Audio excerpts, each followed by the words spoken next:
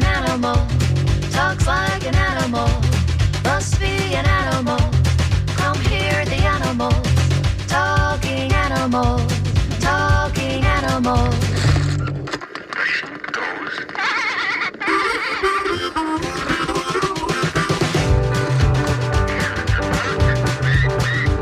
It walks like an animal, talks like an animal, must be an animal. Come hear the animals, talking animals, talking animals.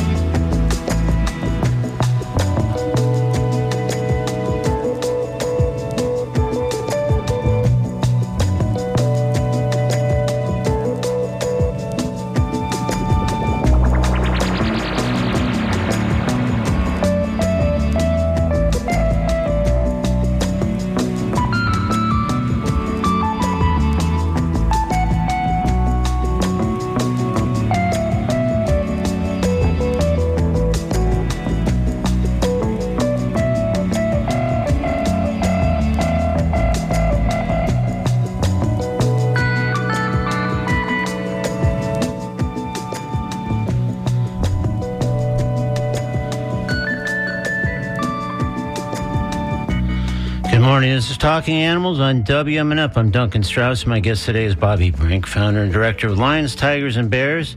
Sure, this phrase evokes the Wizard of Oz, particularly fitting, I guess, in this cultural moment embracing Wicked. But there's nothing whimsical about this place. It's a 140-acre animal rescue, sanctuary, and educational facility in San Diego, housing, yes, lions, tigers, and bears, as well as additional big cats and assorted other animals. Launched by Brink in 2002 and shepherded by her vision and leadership, Lions, Tigers, and Bears has developed a global reputation for the stellar care afforded its resident animals and the educational opportunities that the sanctuary offers. As one example of those educational efforts, Brink participated in the recent International Captive Wildlife Conference, speaking on a panel called Captive Wildlife Sanctuaries at Forefront, delivering a talk entitled The Bare Truth. That lecture sprang from her long track record over a quarter century rescuing animals from neglect, abuse, and exploitation. As another measure of her commitment to broad educational outreach, Brink spoke at Comic-Con 2024, raising awareness about the ethical treatment of animals in entertainment. So there's a great deal to discuss when I speak with Bobbi Brink in just a moment here on Talking Animals on WMNF. Coming up later in today's program, I'll speak with Elliot Ross, a celebrated photographer whose new book, Crows Ascending, reflects Elliot's work during the pandemic, capturing the birds taking flight near a San Francisco apartment. Ross has manipulated the images, creating a lovely, poignant connection, sort of a small but mighty coffee table book. As you may know, I'm fascinated by crows, and I look forward to learning what drew Elliot to them for this eloquent meditation. Crows Ascending. When I chat with him in just a few minutes after we finish later in the show, speaking with Bobbi. Right now, let's talk about the sanctuary known as Lions, Tigers, and Bears with its founder, our guest today, Bobbi Brink. With a reminder that I invite you to join the conversation by calling 813-239-9663, emailing dj@wmnf.org, or texting 813-433-0885. Let's welcome Bobbi Brink to Talking Animals on WMNF. Good morning, Bobbi. Good morning. Thank you for having me today. Thanks for joining us on Talking Animals. And over the years, I've kind of found that one trait this radio show shares with animal rescue is the value, educationally and otherwise, of telling stories. For example, later in this program, I hope to ask you to tell me some stories of how certain animals living at the sanctuary ended up there. Those stories, I think, can be illuminating and influential in all kinds of important ways. First, though, because I don't often meet people who rescue bears and big cats, I think it'll be helpful to hear your story. So when did you first rescue an animal, whether it was a cat, a bear, or some other animal initially? Our first rescue was in 2002. So I actually started working with these animals in the early 90s. I was I'm from San Diego, but I had moved to Texas to open a restaurant. And in the classified ads, I kept seeing lions, tigers, leopards for sale. And just out of curiosity, I answered an ad, and that was pretty life-changing. The lady lived on 5 acres in a mobile home, and she had baby lions, tigers, leopards running around her mobile home floor for sale like a puppy. You could buy one like a puppy and take it home. And she had 30 big cats in the backyard breeding. So, of course, I didn't buy a cat and I didn't take it home, but I did start volunteering for her, and that's when I really discovered the exotic animal trade and how bad it is. People don't know, second to drugs and weapons in our country. And I was just floored by the way animals are treated and money is made. And I answered many more ads, including an ad for bears. And the guy, I told him I wanted to learn how to take care of bears. And I'll teach you. It's like a 1-hour course. And the next thing I know, I'm feeding his bears. And if I don't show up, the bears aren't eating. And I turned that man into everybody. And, I kept being told, it's legal, perfectly legal. If the animal can stand up, turn around, has fresh food and water, it's legal. So then I just, kept watching. And then I finally just wanted to open my own place to rescue animals. So backing up just... First rescue, sorry, to answer your question, our first rescue, 2002, which was 2 tigers, Raja and Natasha. And I guess backing up a little bit, because one of the things that's interesting about that story is that you were in Texas at the time, opening or about to open a restaurant. So what compelled you, do you think, looking back, to answer that particular ad? Why? What was the fascination, or why did you respond to that ad once you saw it in that publication? Being from San Diego, you don't see a lion, a tiger, and a leopard for sale in the classified ads of the newspaper. Right, but not everybody responds to that kind of ad either. They don't necessarily say, "Hey, I got to look into this, and maybe make a purchase here." Well, I didn't make a purchase, but I sure was curious, and it was amazing to lay on the floor, and who wouldn't want to touch a baby lion and tiger? And it didn't take long of going there daily to see what she was doing was just so wrong. And in the day, like, she was breeding these animals for Disney, for Siegfried and Roy, for MGM, for big names. A lot of people don't know these animals. They're surplus animals. That's how they've gotten out in the private sector, and then the private sector could do anything. When I first started lions, tigers, and bears, 28 states, perfectly legal to buy and sell any exotic animal and have as a pet. Wow. And then it was kind of weird just right after, I had a hay farm in Louisiana, and so I would be selling hay, and at the auctions, I would see the babies for sale. And it was just weird how just one thing on top of another, I just started learning, what was happening, and disgusted and sad for our animals and how disposable they are. Because I think at that time in the 90s, everyone believed the animals either lived at the zoo or the circus. Yeah. And not in somebody's backyard or basement. For sure. So back in the hay farm part of the story, what kind of animals were you talking about that they were selling the babies? They would hold up the baby exotic animals and sell them. Okay, so it wasn't more domestic animals, even though it was a hay farm. It was still exotic animals, which was... Well, the auctions were for cattle, but they would sell, miscellaneous things. And then that's how I kind of discovered the exotic animal auctions. And at the exotic animal auctions, all exotic animals. So they'd say, hey, we're going to be auctioning off cattle, but the people in the know, the wink-wink people, I guess, understood that a tremendous range of other animals would be available. Exactly. Wow. Jeez. All right. And so I guess because you were from San Diego originally, when you decided, hey, I'm going to, knowing what I've known and seeing what I've seen and knowing what not to do, I'm going to open my own facility. I guess you thought, well, let me return to San Diego, which I know and know the territory, and probably had a good idea about where you could maybe open such a facility. Right. Right before I moved back to San Diego, there were a couple leopards that needed a home.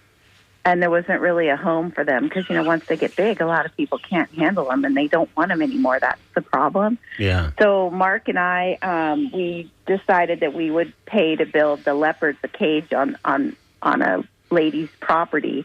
And the deal was they would spay and neuter them, they would never be bred, and they would live there for life. Well, we didn't even finish the building the habitat like a month later, and then she bred the cats and was selling them. Sometimes those people aren't great at keeping their word, I've noticed over the years. Exactly. So that's when I said, okay, I'm going to do this. I'm going to do it myself, and I'm going to do it right. And that's what we've done. Yeah.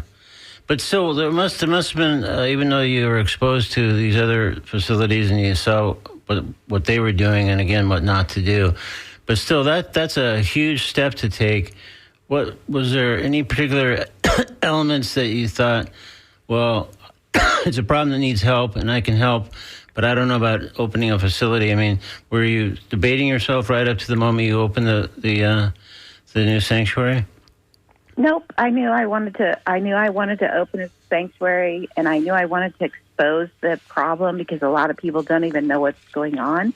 I do think if I had it to do over again, I would probably have done a lot more. I would have, because it costs a lot of money, I would have put a lot more money doing undercover work and literally exposing what's going on. Because not any one sanctuary, including us, can rescue all the animals. So, like, every animal that we take, we have to be able to provide a perfect quality of life and for life. So big cats live 20 years. Bears, like we have a bear that's 34 years old. So we've got to provide for each and every one of these animals for their life, all the while we're being their voice and trying to get change for them. So it doesn't keep happening. We had to learn not to take like animals from certain people because then you're enabling them to breed more. We want to stop the problem. Just like the woman you made that agreement with and turned around and quickly was breeding once again. Exactly. So now, like, if we take an entertainment animal, there's literally a contract that they're not going to acquire any animals. They're not going to be in the business anymore.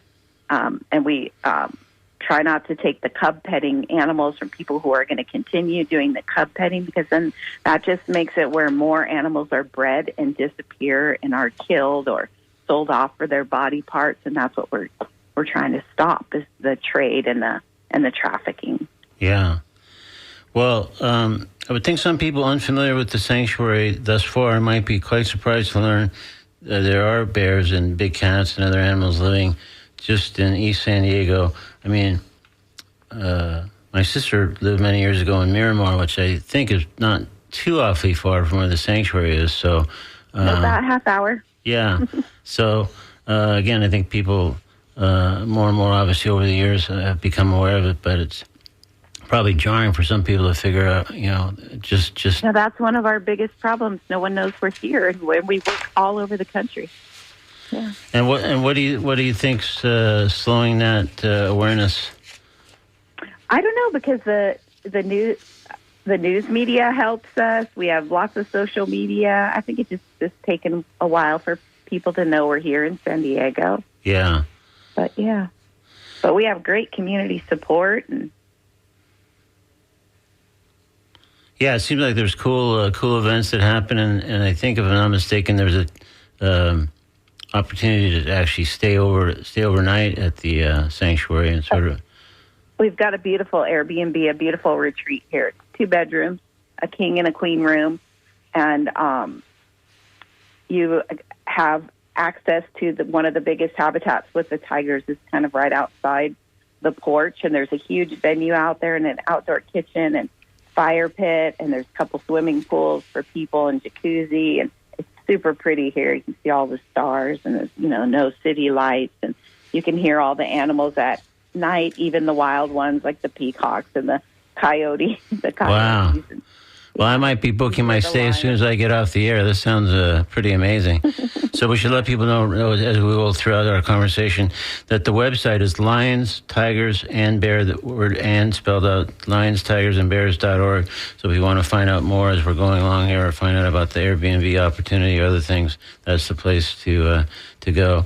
And if you just tuned in now, this is Talking Animals on WMNF. I'm Duncan Strauss.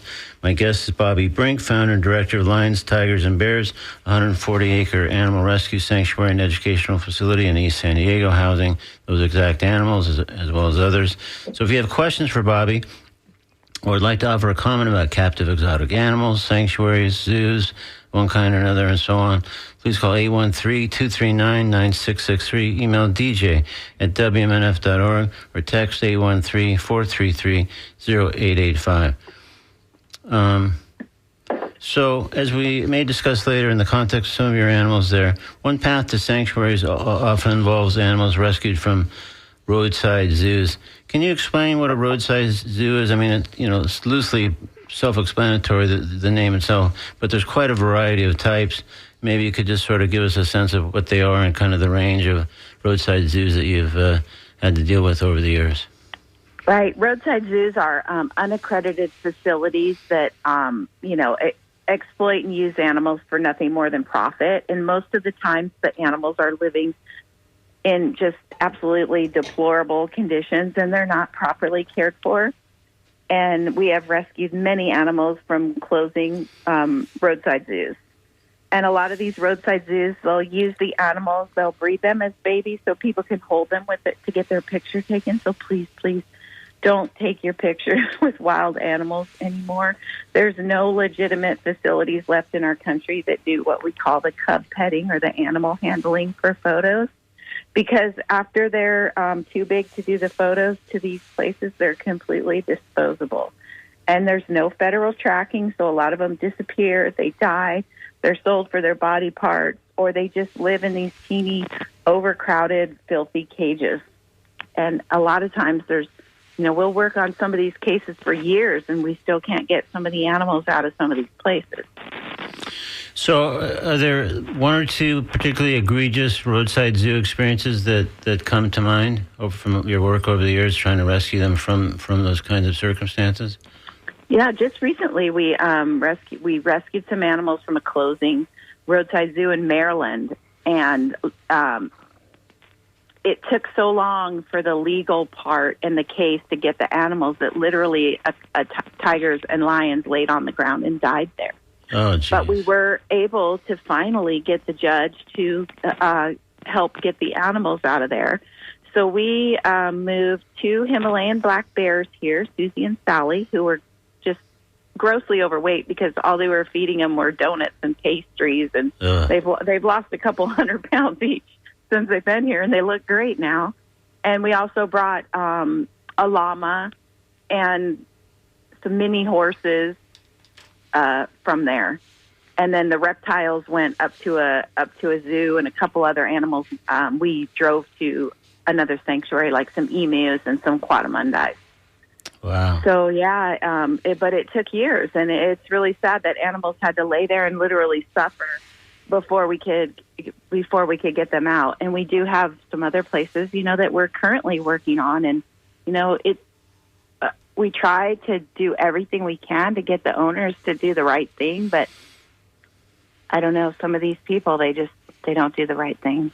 And if they kind of just say, no, I'm keeping my animals even though they're living in these horrible conditions and, ill and not well cared for at any level, is that where then officials move in? But it sounds like from your last story that's also the thing that can be like a protracted process because of whatever legal procedure is necessary to actually seize the animals.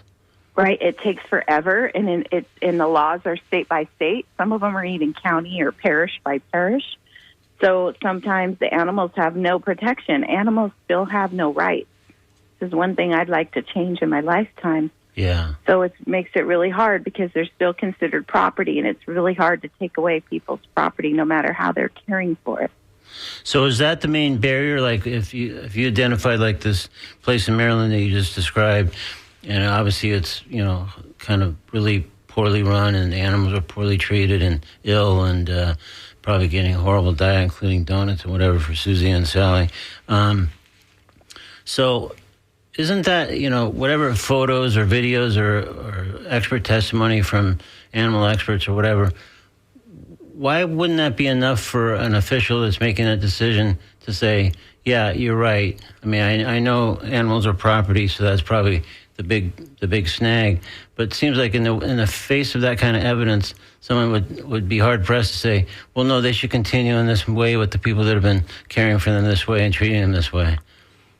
It's amazing, and I don't have an answer. And it just, I don't have an answer, and it takes us sometimes forever. And we work with a lot of other animal organizations, so it's not only us. It's just, it takes a lot of time, and we all work together. We'll all testify together. Must be super frustrating. It's very hard to continue to be nice to the people. Yeah, sure. We've got to do what we got to do to get the animals out of there. Yeah. Well, this kind of reminds me of something I was curious about anyway, which is wanting to get your perspective on the impact of the Tiger King series. I mean, owing to kind of a confluence of factors. I mean, many of us obviously were in COVID lockdown, and people were Netflixing, as much as possible. So Tiger King sort of became just a weirdly timed, kind of powerful cultural moment. But looking back now, to what extent do you view Tiger King as at least partially positive, like sort of educational event, spotlighting the activities of Joe Exotic and others of that ilk, like Doc Antle and their operations, so making it clear that, those animals were being exploited and often abused. And did that help in your overall pursuit of the kind of work you've been doing for these last 20, 30 years? I think it did a little bit, but I feel like we're going backwards right now a little bit. So I met I met Joe and his brother in the 90s before his brother died. And they were crazy then. What they were doing was just, and you would go tell people, and people would look at you like you're crazy, like, oh, yeah, that's not happening. But they were breeding every year hundreds of baby animals. And they used them for the photo ops, and then they would just disperse them across the country as pets to other facilities. The same with Doc Antle. But when in the day when you would tell people that, they would almost look at you like you're the crazy one, and that's not really happening. But it was happening. And then myself and my team, this is the first time since the 90s I've ever seen the DOJ pick up a case. And the Department of Justice finally picked up this case, and we helped move the 70 cats. We had 3 trucks and trailers going to move those last 70 Tiger King cats across the country into our place. Jem and Zoe, the tigers, are here with us and will live their life here. But luckily, Joe is finally in jail. And if you notice, it's not like he really went to jail for all of the animal abuse. He went to jail mostly for murder for a hire. Right, Carol Baskin. Right, yeah.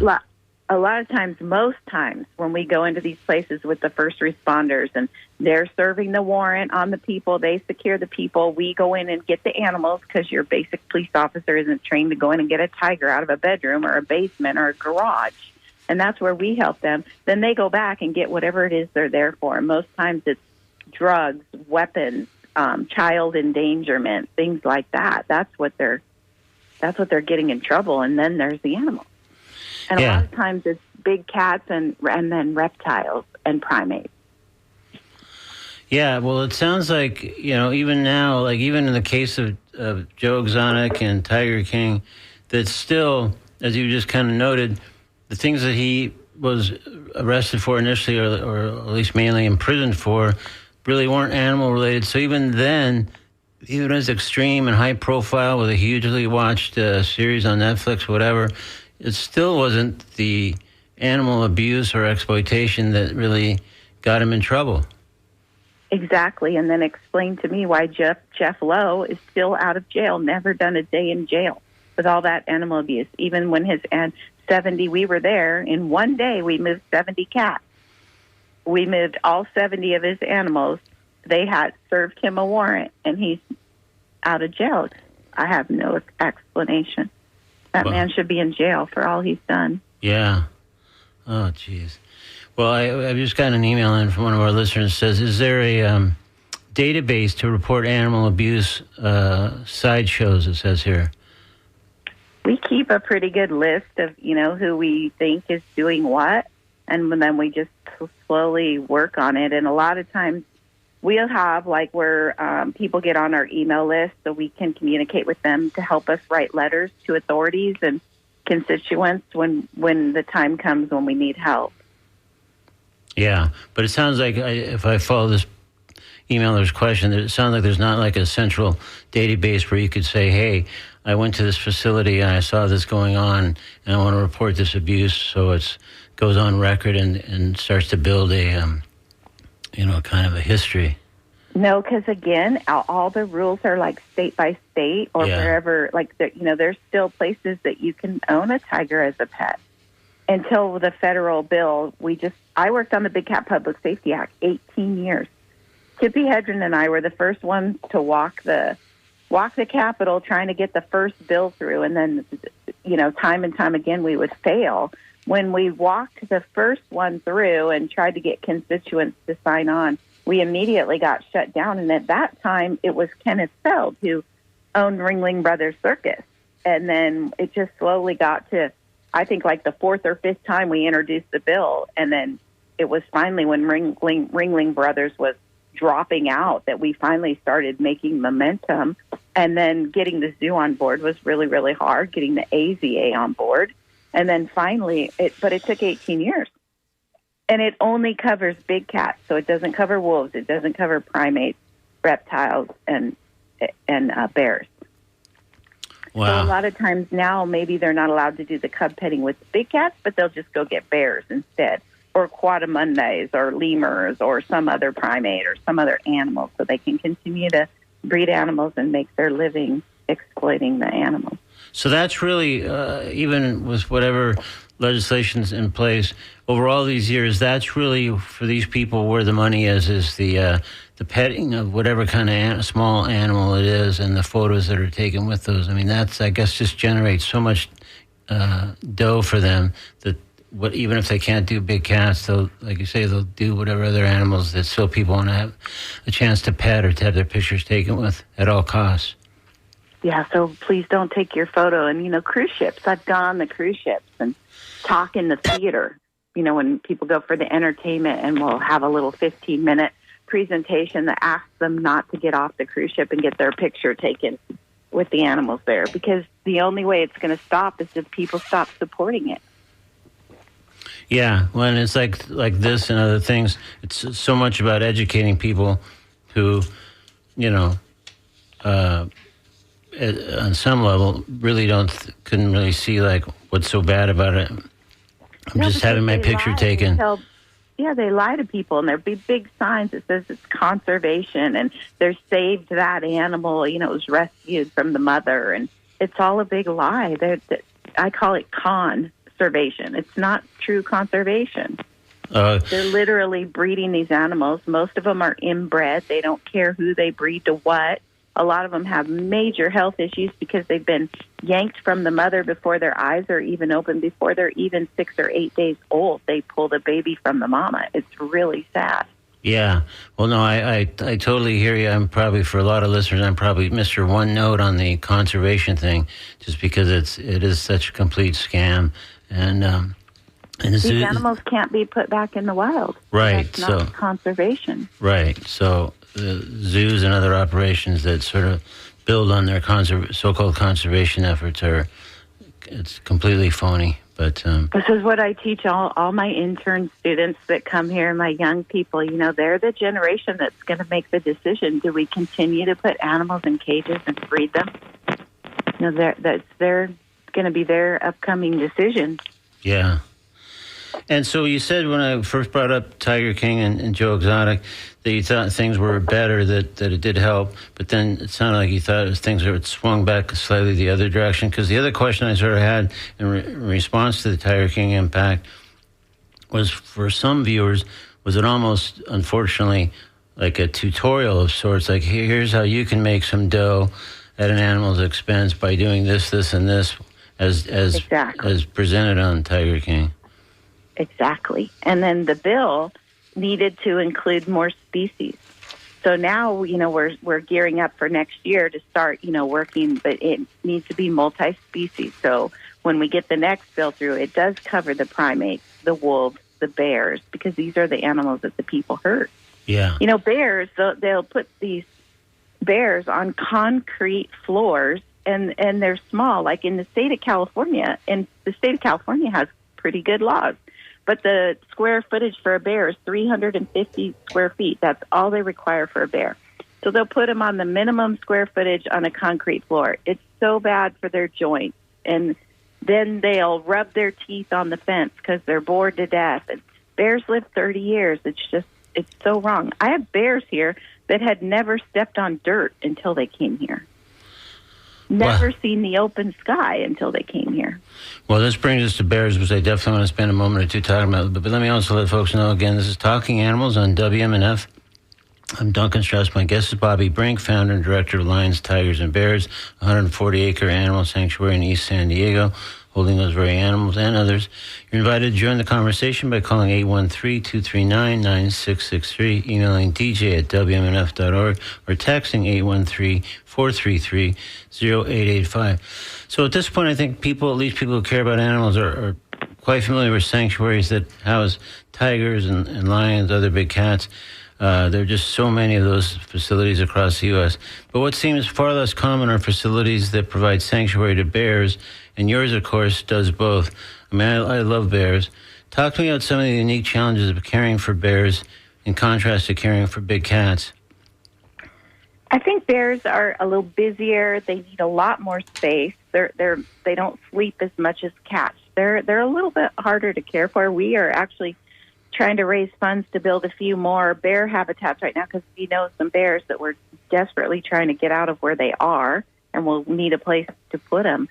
And bears get in trouble a lot, so they get into the neighborhoods and they'll start going in people's swimming pools and trash cans. And in California, they get 3 chances before the authorities will put them down. So it's always nice if we have a place where those bears can go. But bears need space. They need dirt. They need rocks. They need a swimming pool to, immerse their water. They need running water.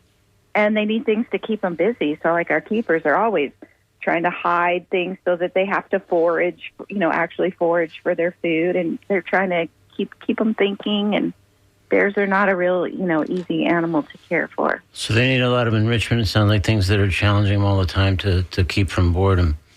Yep. Yeah. All right, I think we have a caller here. Let's take that caller and get them involved in the conversation. Hi, you're on Talking Animals with Bobbi Brink. Hi.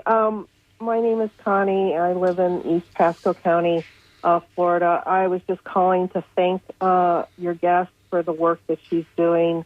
I'm really saddened by the situation that exists in this country and on this planet for animals, and I totally agree with you as far as animal rights go. The story you told about lobbying for 18 years, I think you said, with Tippi Hedren to get a bill passed is just, I don't know what to do to wake humans up about the treatment of animals, and I'm just wondering, how do you keep going? Because I'm dealing with my own little situation here with TNVR cats being taken inappropriately in my neighborhood, and it feels like a tireless fight that I'm fighting myself, and I also just want to say I just made a quick donation to your organization. Thank you. Wow, well, thank you. Thank you, Connie. I think that animals keep me going. I see these animals sometimes, like, for instance, Sugar Bear, one of the bears we rescued from Ohio. He lived in a small corn crib. He'd never been out of that 10-foot corn crib. And we moved about 30 animals when we were moving him off the same property. We put him in the very front of my trailer hauler. So he had like a rolling cage inside of the trailer. He made the whole trip to deliver like 10 different animals with us. And every time we'd open the door, he was just fine, happy to get a treat, happy to have a snack. And we brought him home. And all the animals go through a medical quarantine. So they're in a smaller area where they get to know their keeper and know the veterinarian. And they go through all the veterinarian, but so we can make sure they're healthy before we put him over with the other bears. And we were going to introduce him to 5 other black bears. So then we put them in their bedrooms when we do move them to their new habitat. And their bedrooms are small, and they're the safety place where we can lock them up while the keepers get out and service their habitats. And then it's also where we can do medical, or if there's a fire, we can evacuate, all that kind of stuff. Well, he was fine. And then when we opened the door to let him out in the habitat to give him some freedom, he was scared to death. He was running back and forth. So every day we'd open the door for like an hour, open the door for 2 hours, open the door for half a day. And a few weeks later, we could leave the door open for the whole day, and then we'd leave it open overnight. And then we saw him touching the dirt outside with one paw. And then finally he would step out and step back in. And then one day we all looked out, and he was sitting like a little kid in the sandbox. He had dirt piled up on his legs, and he was just playing in the dirt. That's the paycheck. And then now he, of course, covers the whole habitat. So now he knows how to be a bear. That's so great. And that back to Connie's question, and sort of, I think many people's probably similar question is how you keep going in the face of such challenges and adversity and, unfortunately often awful people mistreating various animals. I mean, seeing that bear hanging out and enjoying himself, I think it was him, in that enclosure with all that dirt piled up, and like you say, being a bear, that probably keep you going for the next few years, just that situation alone. Yep, one animal at a time, and and then seeing him play in the pool and jump up and down and watch the water splash, it's just priceless. And all we can do is one animal at a time, and then we got to get laws changed. So just getting more people on board to help, and more people to know. A lot of people want to help, but they don't even know how, and they don't know what's actually happening to the animals. Well, I have another bear question or two, but while we're on the topic of how people can help, are there certain things that people listening that feel moved to do so could do to help enhance the prospects of legislation or anything to work on this, on getting some better laws with wider enforcement passed? One thing that really helps us is if you can sign up to be on our email list and ask to be on the one where we, for legislation, and a lot of times we'll email out where we need letters written or phone calls made. And then social media is priceless, just sharing our stuff with everybody on social media so we can help to educate people and get more people to know what we're doing. So when we do need help, we can reach out, and depending on what state we're working on and what bills we're working on, because we're getting ready to start next year pretty fresh on some new things. All right, so we should say that website is lionstigersandbears.org, and sign up for the email messages, and that way you can be alerted if there's any sort of efforts for legislation or anything else that they could use your help. And sometimes it's a simple matter of like just sending an email, or even less arduous, copying and pasting an email that is provided sometimes by Lions and Tigers and Bears or other organizations. So, but the impact can be tremendous when somebody, legislators' inbox is flooded with those kinds of appeals. They take notice.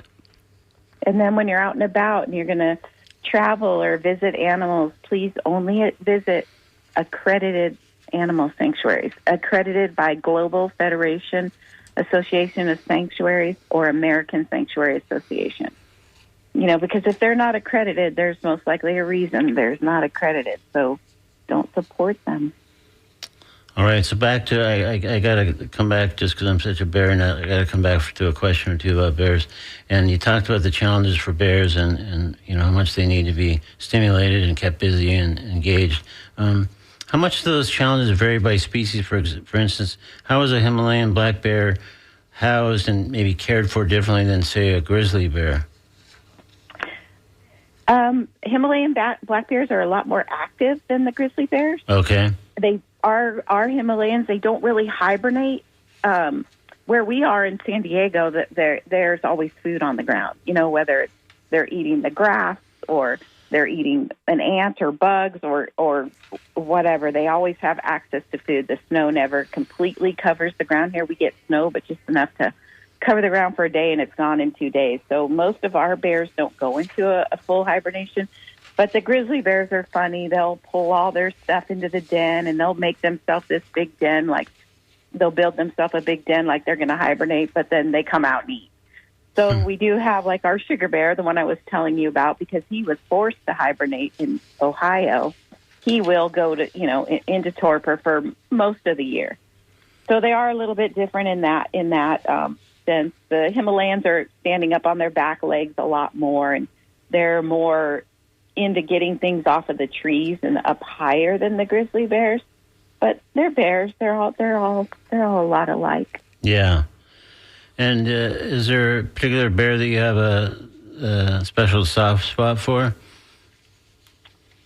I love them all, but I think Sugar Bear, the black bear that I told you about, and then Rocky, our bear Rocky. Yeah. He's a retired entertainment animal. Same thing. Spent his whole life in a small cage, but then he was carted around for commercials and to be used for movies and things like that. He was literally trained to stand up and bite people on the neck.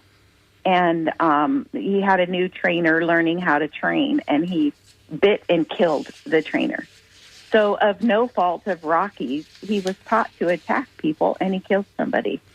So, I knew that. We were. Sorry, I didn't mean to interrupt. Go ahead, Bobby. Sorry. We were lucky enough that he was not put down by the authorities, and he was just a bear being a bear, and he gets to live his life out here. So he's pretty special.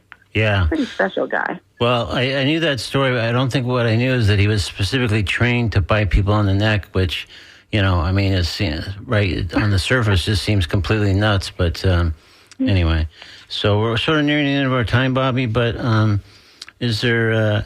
Well, I guess I got to ask just because I'm sure people ask about the name. So naming the sanctuary, I mean, it's descriptive and it's truth in advertising. I mean, those are the animals that are there.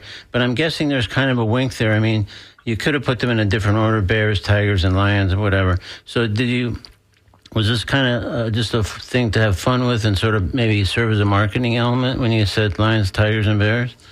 Well, I started trying to start Lions, Tigers, and Bears in 1998, and my father-in-law was dying at the time, and we would go and visit him every week. And from his ranch, we would go hiking, and he'd always say, "Watch out for those lions, tigers, and bears out there." So that's actually where we got lions, tigers, and bears, and that's when we started calling it lions, tigers. So it's less Wizard of Oz reference than your father-in-law's kind of comment when you guys would head out hiking. Yeah.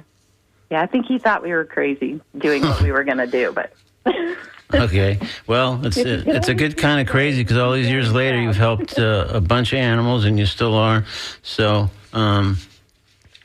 okay, well, I think we have reached the end of our time. We've been speaking with Bobbi Brink. She's the founder and director of Lions, Tigers, and Bears in the eastern San Diego area. Again, the website is lionstigersandbears.org, and they're very active on social media, which you can easily search for based on the name of the organization, and help out with their legislative efforts. And already, like Connie did there, send them a few bucks if you have a chance and help support their great work. So, Bobbi, thank you so much for joining us on Talking Animals and all your great work on behalf of our animal friends over all these years. Thank you so much. Thank you to everyone. Thank you, Connie. Have a great day. Thank you. In a moment, I'll speak with photographer Elliot Ross about his new book, Crows Ascending, a poignant study of the birds taking flight near his San Francisco apartment, having manipulated the images in intriguing ways. It holds a metaphorical connection to other events, as we'll hear about as well when we discuss Crows Ascending with Elliot in just a moment here on Talking Animals. Right now, we're going to step into the comedy corner with Mike Birbiglia, offering I think a relevant piece given the conversation we just had with Bobbi Brink. Here's I'm a Bear, taken from Mike Birbiglia's Sleepwalking piece in today's Comedy Corner on Talking Animals on WNF. This is the first time I remember sleepwalking. I always had dreams about wild animals when I was a kid. When I was a kid, I had this recurring dream for years that there was a bear walking in the front door of my house, literally opening the front door, which is the scariest part when you think about it. A bear with opposable thumbs. Because if a bear can open a door, sky's the limit. I don't have a plan for that one. My plan was the door.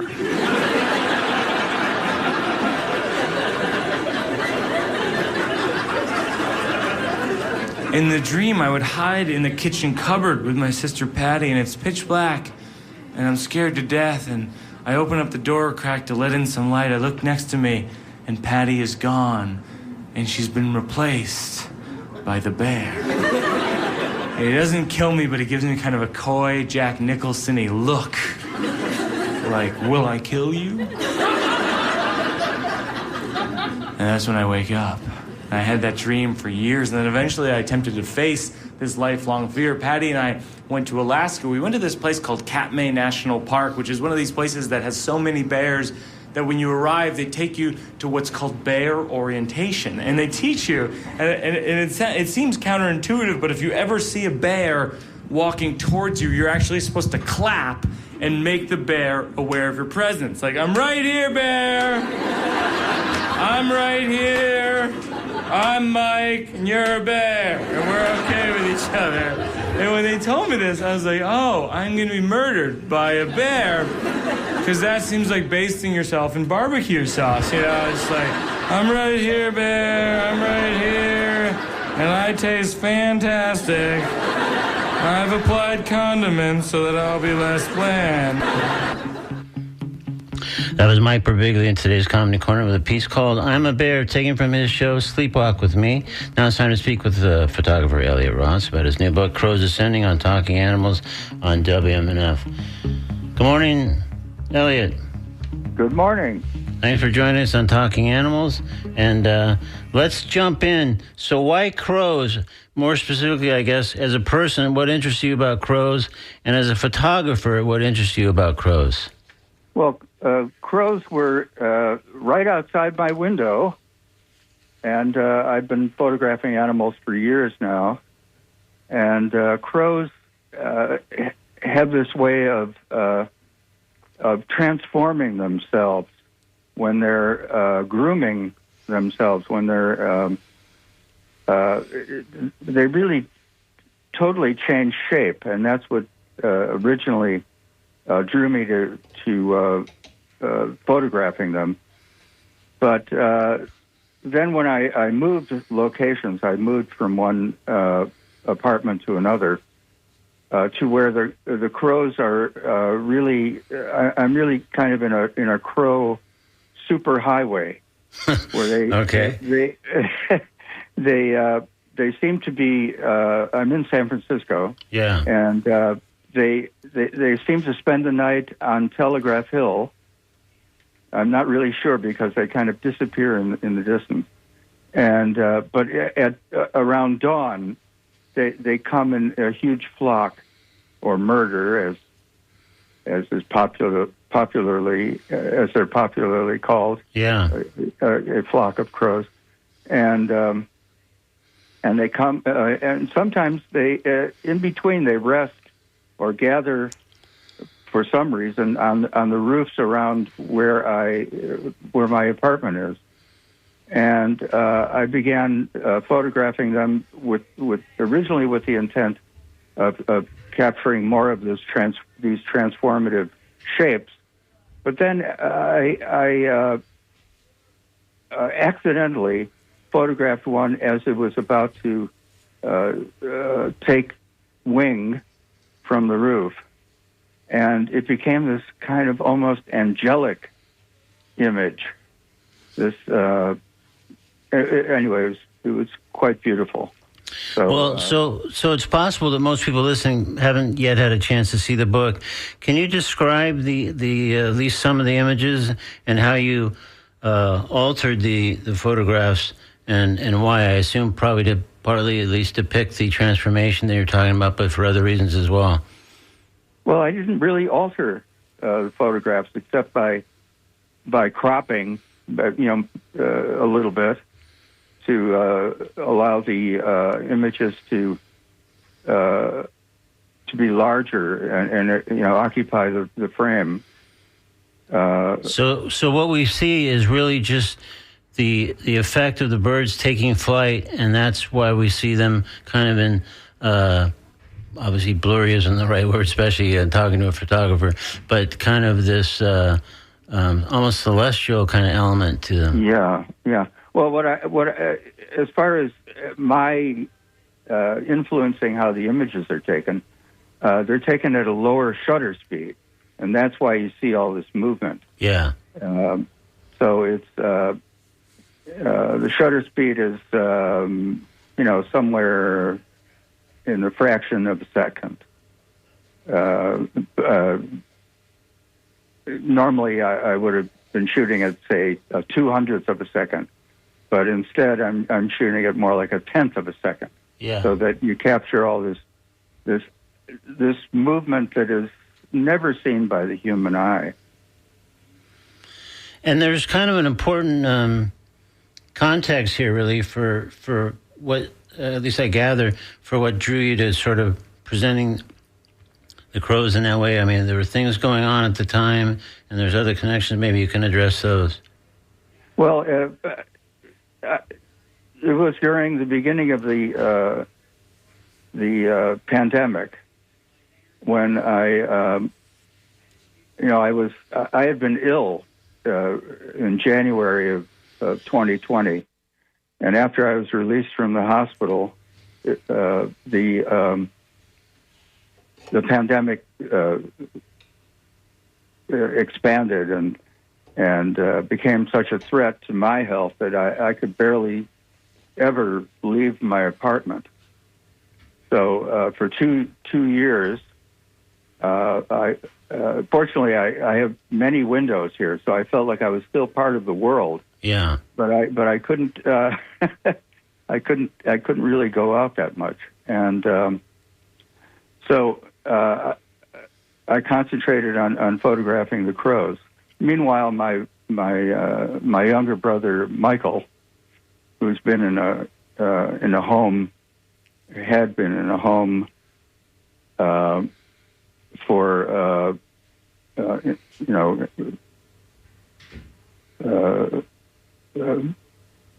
people with not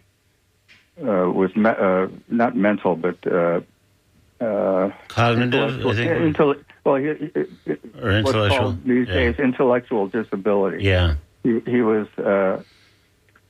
in his first year of life. He developed epilepsy or seizure disorder, and it really damaged his brain to the point where he never really developed beyond the intellectual capacity of a 1-year-old. Mm. So he contracted, along with many people who were institutionalized, he contracted COVID, and he had severe asthma, so he was hospitalized. Fortunately, he pulled through, but his seizure disorder caused him to have Parkinson's disease. Oh, geez. And that really led to his death some months later. I'm so sorry. And so the book is dedicated, I guess, to Michael. Yeah. So all these things. Yeah. Okay. Oh, sorry. Go ahead, Elliot. Well, yeah. In the middle of shooting, I should say there are 20 images in the series, and after about a dozen, after printing about a dozen, I started thinking about the context in which I had created this series, and how much the pandemic had to do with it. And then, of course, the major event for me was his death, and not being able to be there. And but we had a Zoom call right before he died, and that was my last contact with him. Yeah. Well, I'm sorry about your loss, and yeah, thank you. Great that you could dedicate this book to him. And just so, because we're just about running out of time at the moment, Elliot, I'm afraid, okay. but I want to find out how folks can buy the book. Anywhere books are sold, or is there a specific website that people should visit to do so? Yes, they can go to schiltpublishing.com, and that's SCHILT Publishing, all one word, of course, no spaces. Okay, because it's quite a sort of eloquent meditation, and obviously, as we've talked about here briefly, there's a few things that all figure into the book and the way the images are presented, and it's really quite striking. So I really thank you for that. Yeah, I really responded to the book. So afraid we're out of time at this point, Elliot, but good luck with the book. It's called Crows Ascending, much. And again, it's Schilt, SCHILT Publishing.com to look into the book. It's like a beautiful sort of miniature coffee table book. So thanks again, Elliot. Take care. Thank you, and goodbye. Bye-bye. Coming up on WMNF, it's the conversation with Mario Nunez and Joe King Carter. Today with Sam Ball as well, and then we shift back to music with Jim Bannon and Nancy C. all coming up shortly here on WMNF Tampa. Thanks again for listening.